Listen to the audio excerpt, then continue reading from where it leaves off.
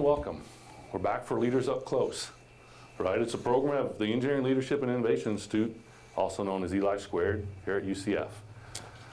Very proud to have Duke Energy as our sponsor. Very proud to have Michael Lewis here to share his story about leadership.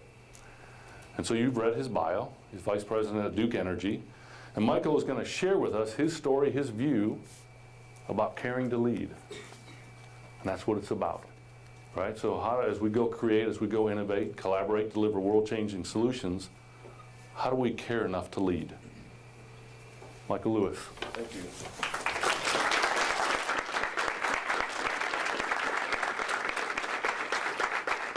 Good morning.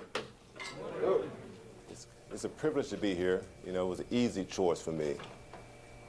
Being in Charlotte and around a table, or here with you having a good time to talk about leadership, right? So I made the right choice.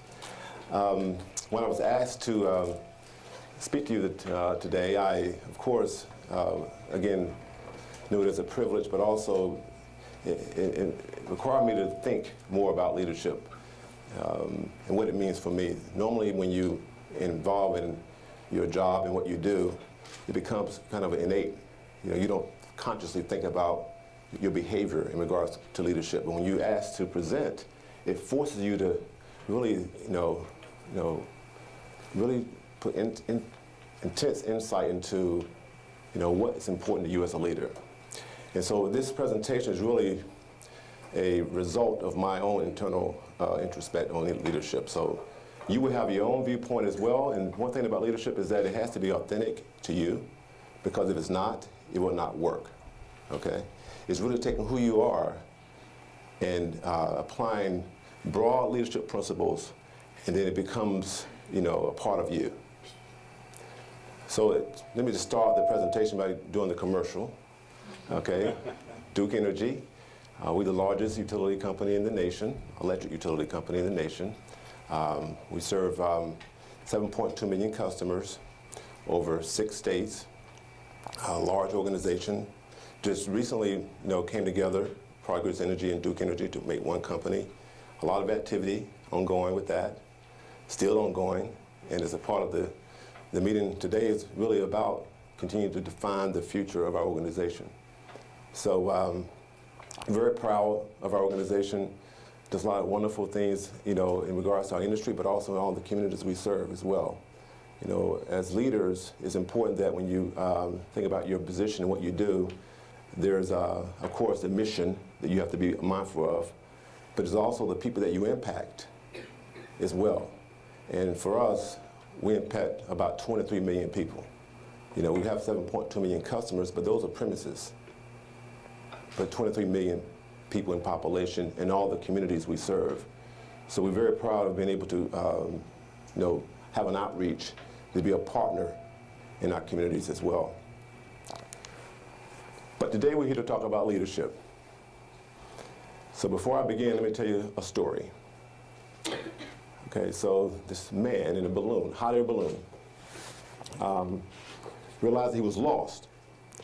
So he descended in altitude and spotted a woman below. He descended further and shouted out to her, "Ma'am, can you help me? I'm lost. I promised a friend that I was going to meet him an hour ago. I have no idea where I am." She said, "Of course, I'll help you." She looked up and said, "You're about 30 feet hovering above the ground. You're between 40 and 41 degrees, north latitude, 58, 59 degrees west longitude. Hope that helps you." He pondered for a minute. She said, "Wow, you must be an engineer." She said, "Yes, I am. How did you know?" He said, well, everything you told me is technically correct, but I have no idea what to make of information." Right? She said, "In fact, it did not help me at all. I'm still lost, and you know what? You've delayed my trip even more." Okay, so she responded. She was taken back by that response. She said, "You must be in management." He said, "Yes, How do you know? He said, well, you don't know where you are, and you don't know where you're going. You've risen to your position mainly due to a large quantity of hot air. And you expect people below you to solve your problems. You made a promise that you have no idea how to keep. And the fact is this, you're in the same position you were in before we met, but somehow it's not my fault. So this is not about care to engineer or care to manage. It's about care to lead, right? Leadership is about inspiring others to accomplish objectives, small or big, together. That's my definition of leadership. And to pull that off as a leader, you must care enough to bring energy to that relationship to make that happen. It's not based on your position or title or your authority. It's not a compliant issue. That's not leadership, that's managing. It's inspiring people. It's a commitment you're looking for. And leaders are made to build commitment. Now, when you see this presentation, I'm going to talk about a few tenets that I think are important to be a great leader. And within those tenets, I'll have some attributes that I'll further expand on to define those tenets. But again, let me remind you, you may have your own tenets that applies to you and your personality. This is an example or a model for you to base your leadership on, but it's not the solution. Is that fair? Yeah. Okay. The first tenet is about being courageous. So you can read the definition. And when I say courageous, you know, we speak of that from a standpoint of danger and fear and difficulty. And as a leader, being able to understand that, but not allow that to have an adverse impact on your ability to lead. Okay, so whatever we do has risk. No matter what it may be, there's risk. And a leader must understand that risk and prepare his or her team to achieve an objective despite the risk. And there's a degree of courageous authenticity required to pull that off. So when we think about being courageous, your mind may go to some extreme scenario, like the military or, you know, life and death situations. But you can be courageous in supporting an idea from one of your team members that has headwinds that people may not agree with. Because your reputation is now at risk for supporting that idea of one of your team members. Okay, so risks and your response to risk speaks about your courage. One, by the way, it's not me. I'm not that flexible yet. So one attribute of this tenet is being calm in a crisis. There's nothing worse if you see your leader in panic. If your leader starts to run, I would suggest you run too. That may be a good idea, right? So, being calm in a crisis. So for me, I'll share with you one example. 2004, maybe the May time frame, I was selected into a new position. It's called Vice President of Distribution Operations. And one of the responsibilities of this job was to be in charge of our hurricane and storm restoration effort for our company here in Florida. No big deal. We hadn't had a storm since 1985. So I didn't even think about that when I took the job, right? I said, yeah, I got that, no big deal. I'm an engineer, I know how to do this. It's not gonna happen though.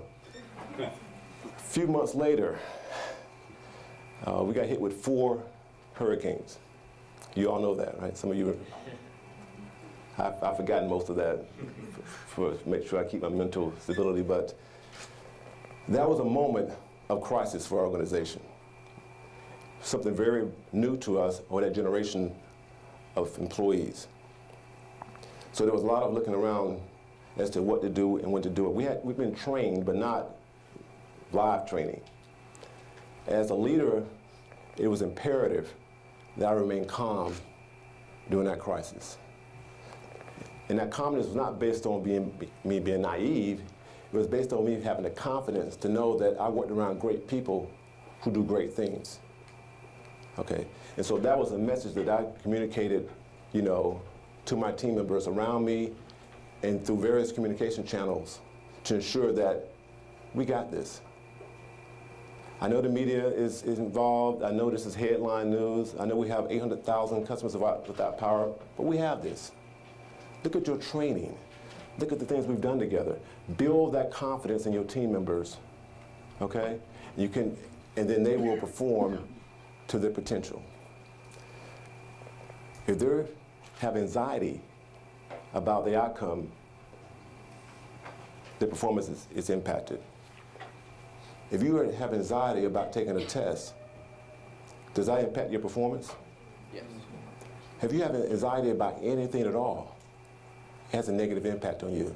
In fact, that's in my opinion, one of the central problems of this society and what I do today is that anxiety is about worrying about the future.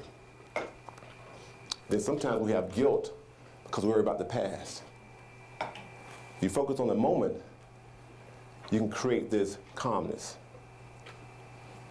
The moment you're in, that builds the confidence in yourself and translates to your team. So that's one attribute of being a leader. Speak up, speak candidly. How often have you been in a situation when it required you to stand up and speak out on an issue that was unpopular in the group that you were in? Have you ever had a chance to do that before? Raise your hand. Okay. You cared enough about the issue to speak out and to be candid about an issue that was unpopular. That is an incredible trait of leadership. Anyone can nod your head and be included in a line on something that everyone likes.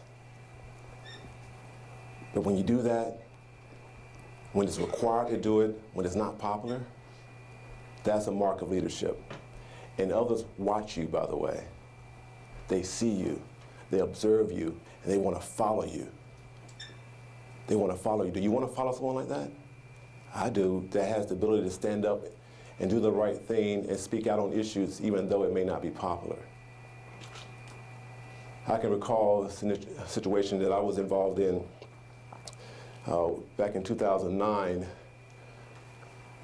As you recall, back then the economy took a shift and we lost a lot of construction jobs and the growth rate just plummeted in the state of Florida. That required our organization to downsize, to reduce the number of jobs in our organization, and I initiated that.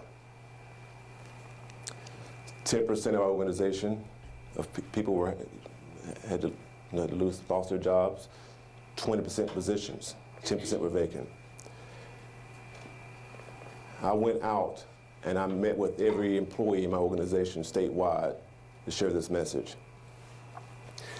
And so imagine a room like this with employees that have been impacted or will be impacted by that type of decision. Is my decision. At that moment, that was a moment of truth. Two options. One is to deflect and to suggest, rationalize in the economy and the uncontrollable events, and that I'm part of the wave. I'm just delivering the message because this is coming down based on macroeconomic issues. right? But that was not what that team wanted to hear and what they needed to hear. What they needed to hear was who was accountable, who made the decision, and why. So my first statement, my introduction was this.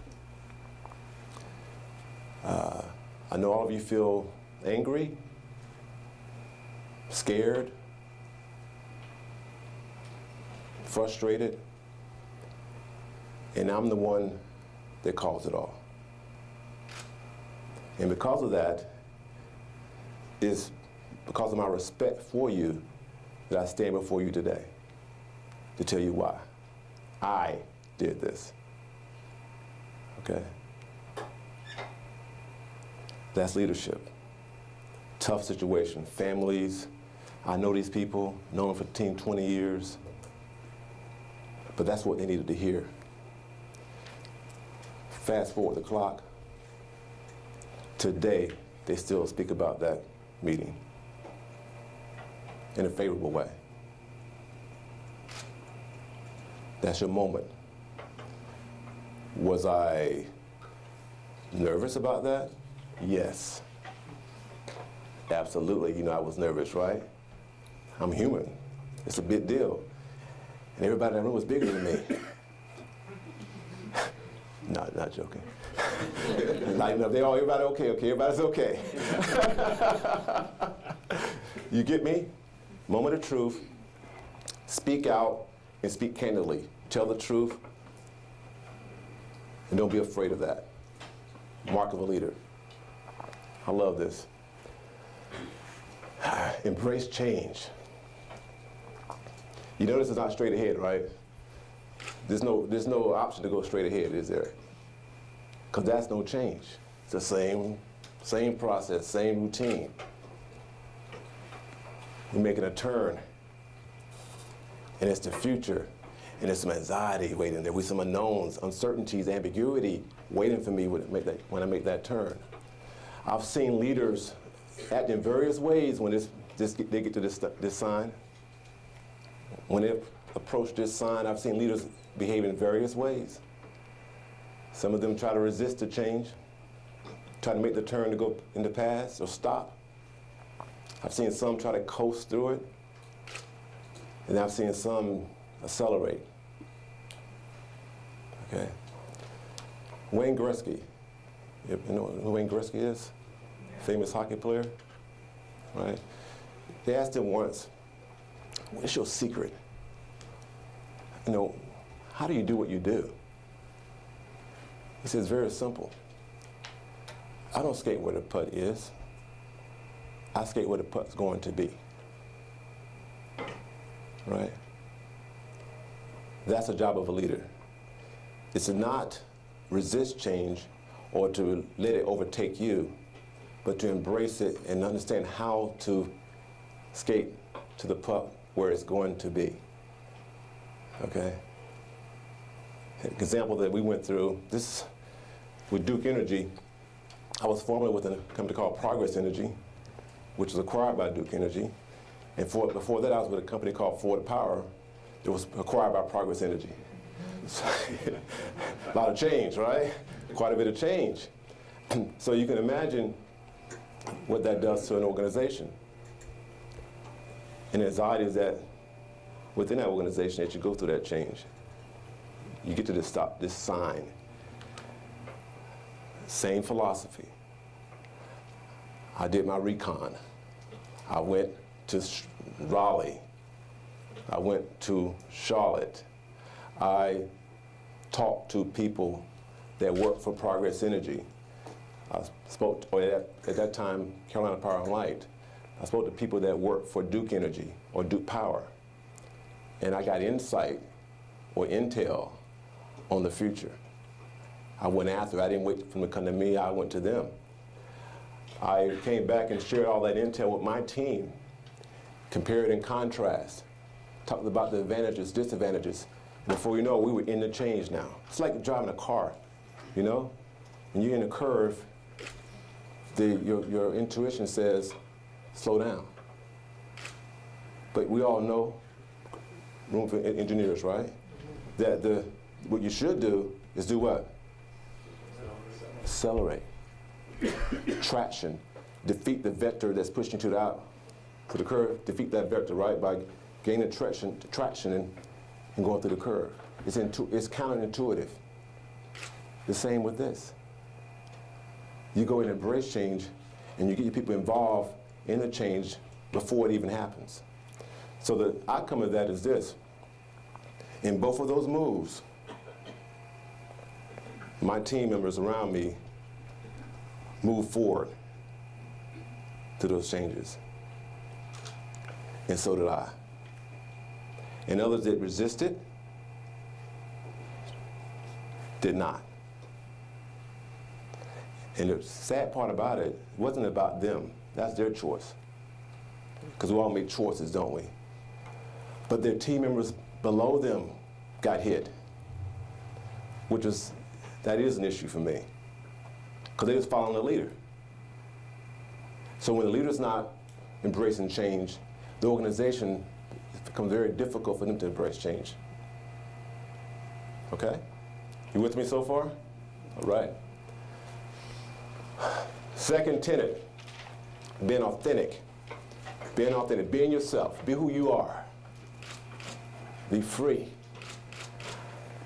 Just take a deep breath. I like who I am. You know, the flaws, the strengths, all that comes with me. No one's perfect. Haven't met that person yet, right? I am who I am. Be authentic. That's sometimes hard to do. That's difficult to do. When you see a norm going one way and maybe that doesn't reflect who you are, sometimes we try to remodel ourselves to reflect whatever that may be. I suggest to you that's a mistake. Maybe tactically it may work for you for the short term, but long term, I have never seen that work. Being authentic, this is what it means from a business standpoint. For someone to follow your objective, to believe in your plan, they first must believe in you. How can they believe in your plan when they don't believe in you? That's the first step. The second step is you got to believe in yourself. Believe in the mission, they believe in you, and then you have to believe in yourself. I love this slide, right? Brand equity. Be yourself plus. Now I'm going to the marketing area now. It's dangerous grounds for me. So, but you're with me. Brand is not about marketing. Brand is about, this is my definition, it's really about just being who you are in every way.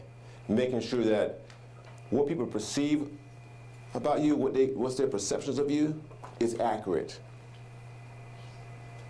That's all it is. It's not being someone different. It means that who you are inside, the others see that picture, a 1.0 correlation. Okay? And whenever you get to a point where you're this way, really you're this way, but they see you that way, you got a problem. Your brand has been compromised.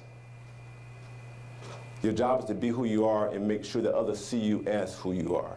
And this plus means that when you know who you are, you improve and you advance yourself on that basis. Okay? So really what that means, that you have a reputation that speaks about you before you even enter a room. People talk about you, this is at our company, they're in meetings talking about you and you're not even around. I like to remind leaders that there's always another room. When you're in the room talking about people, yeah, that's what you think. There's someone in that room talking about you. And then in that room, while they're talking about you, there's someone in another room talking about them. Right? Okay, so your job is to make sure when they're talking about you, that they're sharing the truth based on who you are. That's the goal. So what's my reputation? I need to know that, don't I? Do you know your reputation? I've seen this too many times. Some people don't have any idea how they are perceived by others. That's a blind spot. You have to go out and find out. You got to do your intel, your recon to find out how you perceive, what is your reputation. My reputation, I'm kind of like a maverick. Yeah, I'm the kind of guy you bring into the game in the ninth inning when you're down by 10, because I'm probably hit every batter that comes up to try to prolong the game. No, I'm not that bad, but I'm a maverick. I'm the kind of guy that's going to try something. I'm going to innovate. I'm going to try to find a way to innovate out of a situation. And by the way, speaking of innovation, do you see how this applies in innovation space? Is innovation all about defeating conventional wisdom, right?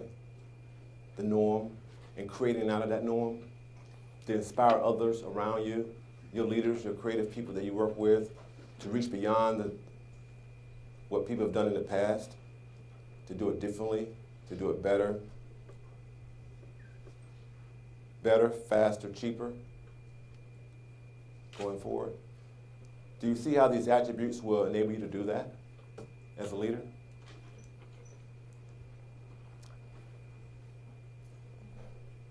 Being politically savvy versus being political. About leadership. There are political leaders and there are politicians. Right? You want to be politically savvy. You want to be able to understand and navigate your team through an organization, through a maze. That's having awareness about, tactics and relationships and those type of things that creates the greatest outcome or the greatest probability for success, mission success. The way you check yourself on this is a very difficult one, by the way, because you get involved in it, like you get involved in politics. Before you know it, you realize you become a politician. The way you check yourself in this space is always think about mission first. That whatever you do whatever you're doing, whatever it may be, navigating, examining, building relationships, mentoring, finding a mentor, is all about advancing the mission, not advancing you. This is how it works. Advance the mission. In turn, that advances your what? Your team. And your team advances you. That's the sequence. If you get out of sequence, you can become political, and you have to face this guy. Okay? Do not sabotage your career.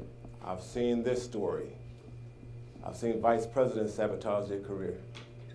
Ambition. Nothing wrong with it. In fact, that's the energy that we all need to continue to grow.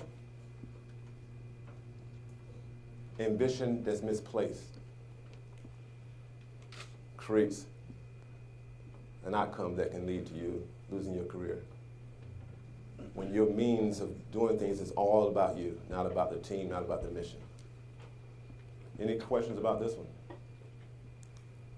Being responsible. So, do you all, just a show of hands, how many of you see your parents as being leaders?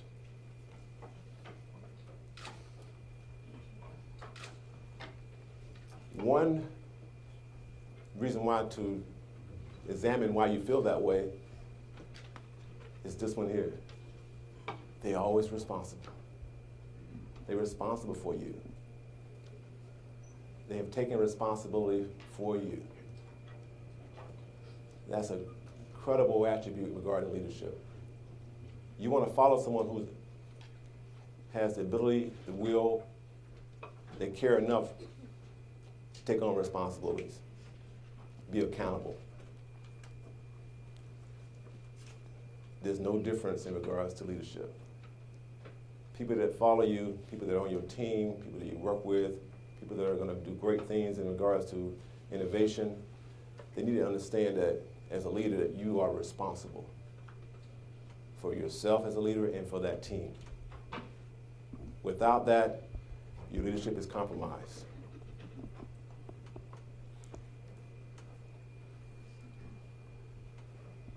You all remember what happened in January of 2012? Name of this, do you? The Italian liner, ocean liner, that the Costa Concordia. What happened? Passengers first, captain last. What happened here? Opposite, right? Oops, somebody didn't get that one right. You know, as I was researching this, you know, it goes on. You know, it took him, how long did it take him? He waited an hour to even issue the abandoned ship order. So the event happened, the ship is listing, and no abandoned ship order. Then when he finally issued the order, there's an international maritime law of, in 30 minutes, everyone needs to be abandoned off the ship. How long did it take for the passengers to get off this ship? Well, first of all, some of them never got off. But the time that most of them abandoned ship was 6 hours. And by the way, he did leave the ship before some of his passengers. Okay, that's not leadership, is it? Not at all, not at all. Negative event, horrible event to allow a ship to hit a rock in calm seas.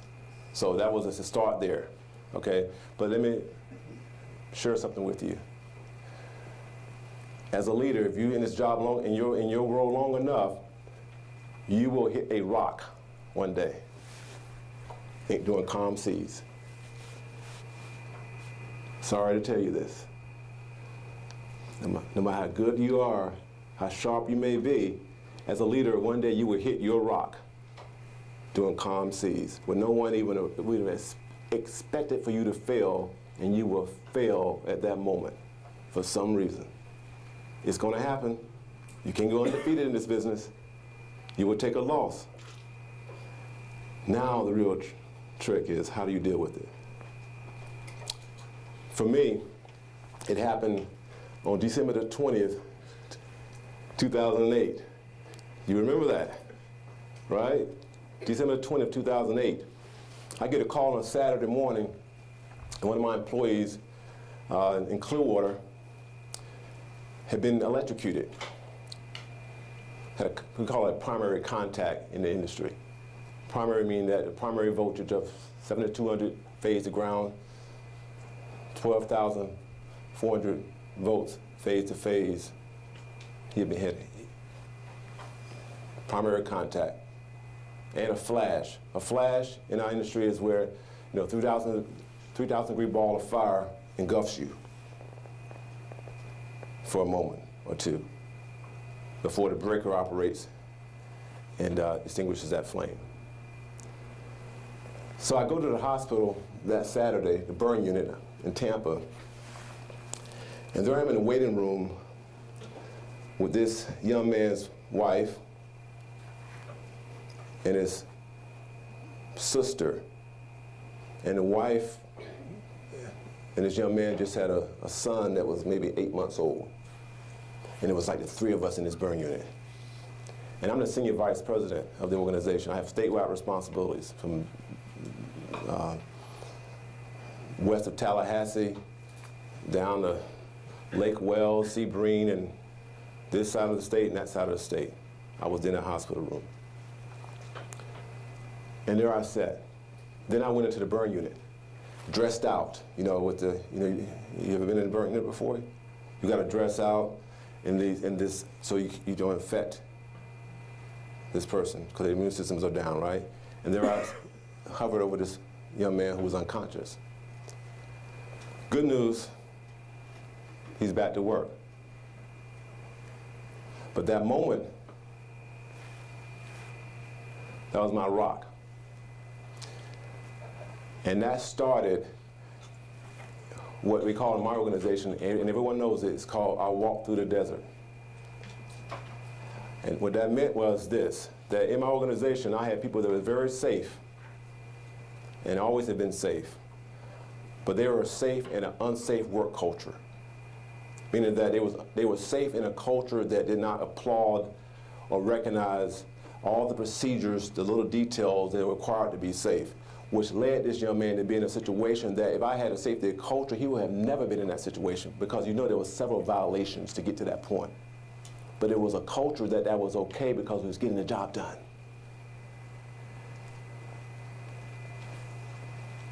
Fast forward the clock. I did my abandoned ship within 30 minutes, okay? They was off the ship. Transformed the organization. Well, now we have a culture of safety in Duke Energy, Florida. You will have your moment as well. You believe me? You think I'm joking? I'm not joking. It will happen, but you will be measured by how you respond. Clarity out of ambiguity. You see how that works? That's not a pun, by the way.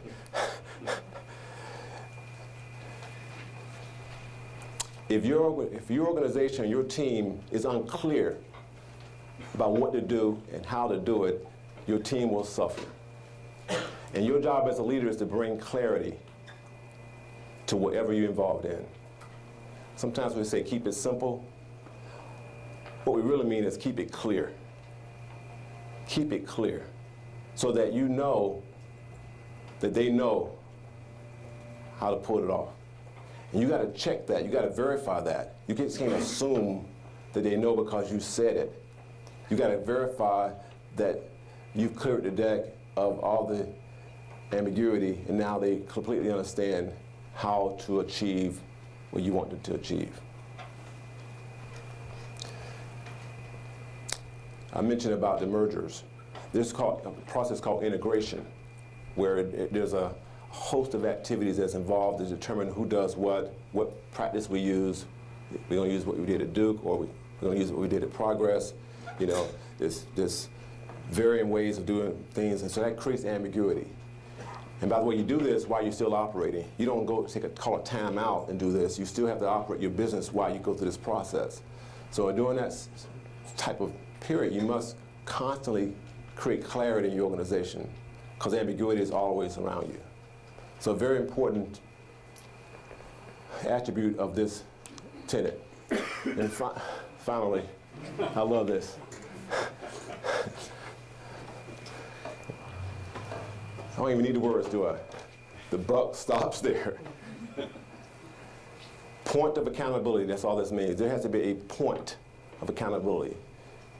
In teams you're involved in, if it's involved in operations, if you're involved in innovation, there has to be some aspect of a point of accountability, not a committee of accountability, or a group of accountability, or organizational accountability. Has to be a point of accountability. The buck stops here. Does that resonate with you about accountability? And sometimes accountability is not so obvious. It's not as clear as this stop sign. Sometimes it's vague, meaning that if something's happening in your organization and you don't know about it, which means you don't even see the stop sign, you're still accountable. Right? There are times when you think about accountability is that, okay, this happened and I'm accountable or not. What about things you don't even know about yet that's happening in your organization? You're still accountable. That's hard, by the way, to get your head around that one. When things are happening that you have no idea what's going on and you're still accountable. So what you must do is create a way of determining and having channels and having checkpoints so that you do know what's going on. And that's really through a mode of communication. And what I like to use the term accountability model. I use that term quite often. What is your accountability model? It really goes something like this. What are you doing to ensure that your team members, or better said, what are you doing to catch your team members doing things right? What process do you have or will have as you move on out of university to catch your people doing good things? So we sometimes rely on exceptions only. That the only time you become aware of a situation when there's a problem. It's called managing by exception. That's what they call it, management. It's not leading by exception, it's managing by exceptions. Leaders don't wait for exceptions to recognize their employees. They seek information, they go out and they examine the organization, they go out and visit people, they get reports, and they try to catch people doing things well, which reinforces that behavior and the team grows. That's accountability, by the way. Empathy, my last tenet. Empathy. Empathy. Do you have the ability to think about how someone else feels? Can you put, in some way, yourself in other people's shoes? Can you look at a situation from another person's viewpoint? Do you have that ability? Because that's my definition of empathy. That you now resonate yourself to a point where you can now examine scenarios not only from your viewpoint, but from your team's viewpoint, which would make you a better leader when you're in a room that they're not in and you representing them on an issue. Because you can't take your team with you. Remember those Verizon commercials where the network followed you? That's not true. It doesn't work that way. It doesn't work that way. In fact, you're by yourself a lot of the time when you're representing your team on an issue. But if you don't have any empathy or understanding of that, it's a difficult time. That's cute, isn't it? That's cute. Communication 101. Understand this, that communication has multiple channels. More channels now than when I started my career. You must use them all. You got to flood the gates. Every single channel there is in communication, you got to be in that channel. More importantly, you got to be on the receiving end of that information as well. You have to listen. You have to understand and listen. Finally, the attribute that I really, really think is important is being an advocate for your team. The shield. The last line of defense. Okay? Do you see how this builds loyalty, by the way? When you pull all this together, loyalty in what respect, though? Loyalty in regards to they worship you? No. They worship the mission. They have loyalty towards the mission. And by the way, you happen to be the leader of that mission. So there's alignment there. You create alignment by all that I've mentioned, but my humble opinion, you create the greatest alignment with this attribute. When you know someone's fighting for you, when they're advocating for you when you're not around. Can you do that as a leader? By the way, this advocacy sometimes takes place in hostile environments when people may not agree with your position. So finally, carry the lead. You get it? Do I have to even talk about it? There it is, right? Care to lead. You got to have the energy inside of you and the emotional fortitude to do these things, or whatever you choose to advance your team to achieve great objectives for your organization. Thank you for your attention, and I will take questions or We can take one. take one or two. Thank you so much for coming and speaking to us today. You spoke a lot about all the different tenets of leadership. So my question is, if you don't mind sharing, what's the most difficult one in your opinion, and how have you sort of grown to have that tenet? The most difficult one is the you get sucked into an environment when you get in corporate America or whatever you may be, whatever organization, and there's a norm, and you can get involved in politics, and the game of climbing the corporate ladder. And what's been difficult for me, I'm going a different place, is that when I see that happening around me,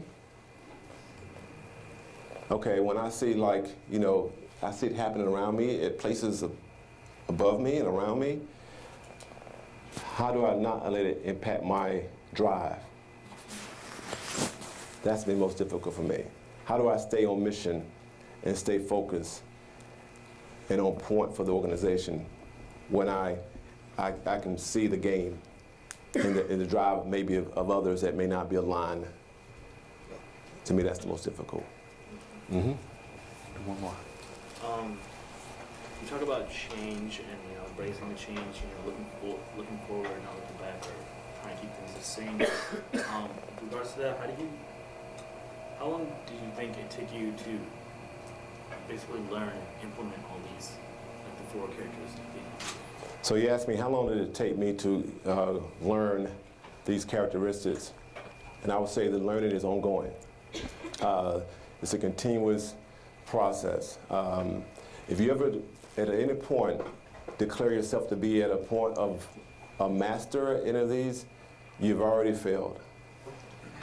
Okay, this is an ongoing exercise that you continue to embrace and learn from, because there will be situations in front of you that you have never seen before that would test all 4 of these. And by the way, there's just 4. There's many more that I didn't talk about today that are still on my radar to improve in. But it's an ongoing process. And with that, I think we've got to run a little bit, but ladies and Thank you. gentlemen, help me thank Michael Lewis for giving us a moment to just pause, right? To start thinking about what our tenets are. And probably the most important thing we need to thank him for is for Michael Lewis to bring the authentic Michael Lewis to us today. Thank you very much.